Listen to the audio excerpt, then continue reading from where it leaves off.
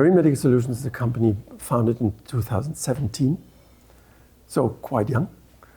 And it was founded on the basis of bringing together a purely initially medical team out of experienced doctors and nurses, all of them very experienced for many of years in the shipping industries, and providing medical knowledge, expertise, and services to the shipping industry.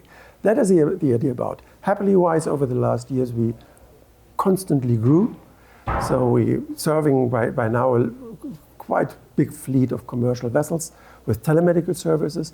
And starting from the telemedical service, we have managed to close a loop so we can follow more or less the entire pathway of a seafarer. In the sad case, he gets sick. So from the onboard management of onboard cases over the repatriation, facilitation of shoreside managements, the claim management, and we finally closed that loop by offering a PME quality assurance program, as let's say that is the ultimate key for predicting and or preventing medical issues on board the vessels. And that leads me exactly into what is our vision. Our vision is that we get closer to what MLC already stated, that seafarers get an equivalent treatment or option for medical care as shoreside workers get. I think all of us are clear that this is a vision, a clear vision, but it's the goal and the aim to get step by step closer to this. And as we are medics, we see lots of potentials for it.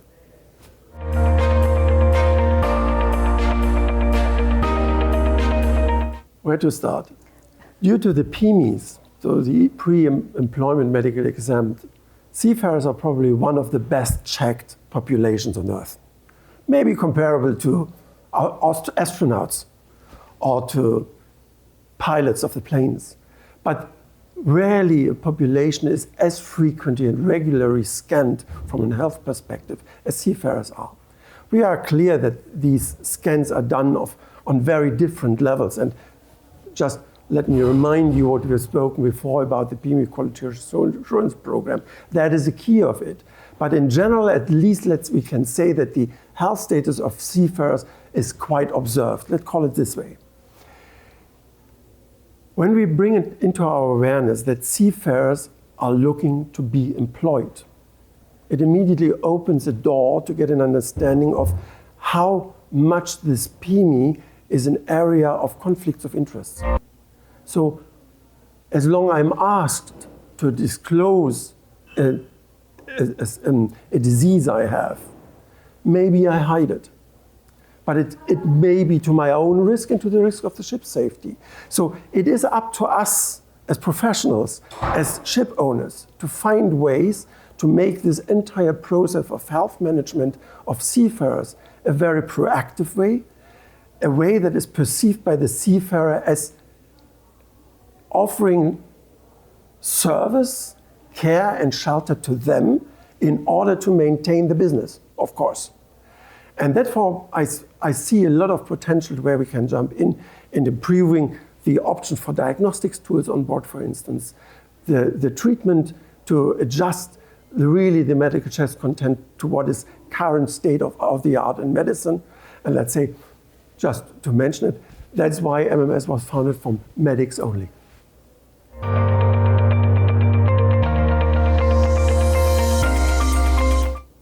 You know the medal model.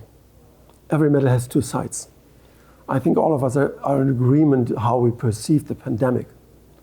Focusing on seafarers and the awareness for health service and healthcare for seafarers, it definitely has raised the awareness for general health management, but especially for the entire issue of mental health issues for seafarers.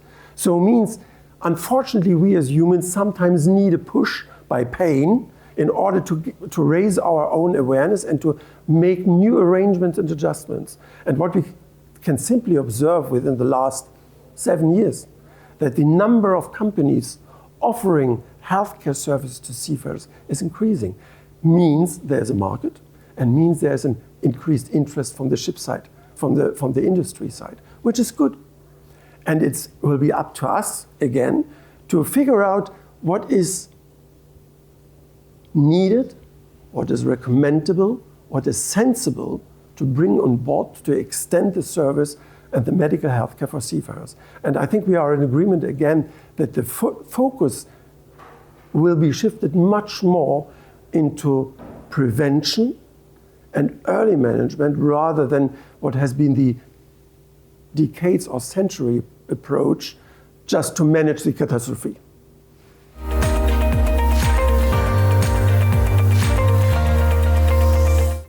Let's say the elder generation, and it just turned 60.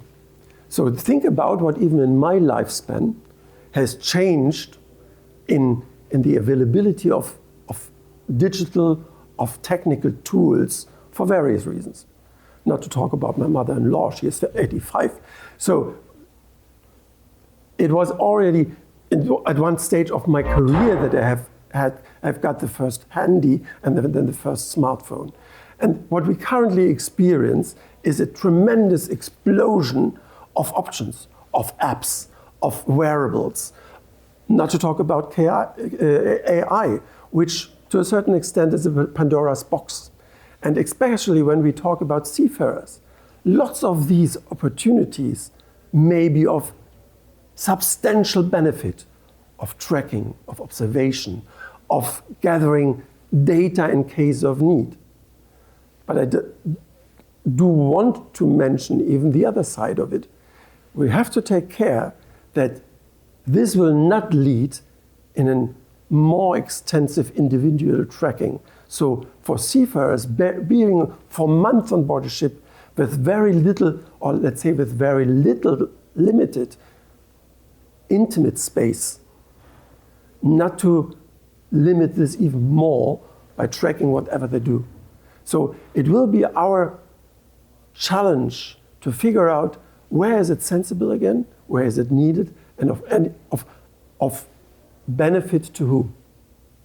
But in long story short, the options themselves are fantastic.